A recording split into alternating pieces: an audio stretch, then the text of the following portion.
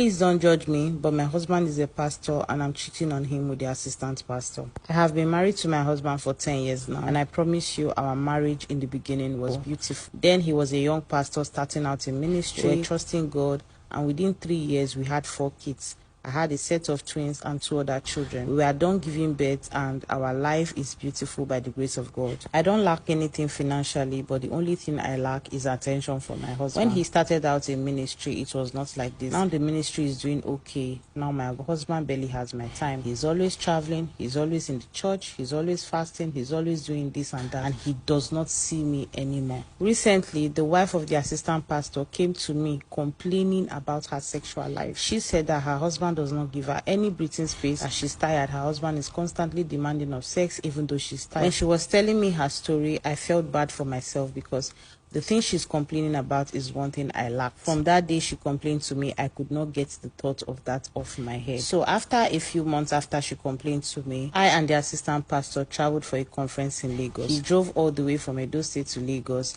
and when we got to Lagos, we lodged in a hotel. The way he treated me on the way was something my husband does not do. He practically made sure I had fun. He bought everything I needed for me, constantly asking me if I was okay. And while he was doing all that, my mind could not get off what his wife had told me. I was seeing him in a very, very different way. My mind has gone far. The devil took part of my body, and I was thinking thoughts that I should not have thought of. Prior to this conference, I had not had sex for almost 2 months because I barely see my husband. He's either out of town, either praying, preparing for one program, or he's going to another program. Is hectic, and I barely see my husband. Even when we are speaking on the phone, sometimes somebody will always come and interrupt, and you'll be like, "Mommy, I will call you back." I can't even have a decent conversation with my husband if we are not together. So when we got to Lagos and lodged in the hotel, I couldn't sleep that night. The thought of what the woman explained did not leave my head. The fact that I was in a hotel room alone with the assistant pastor next door, I couldn't get that thought off my head. I went to his bedroom that night. I knocked on his door and he opened,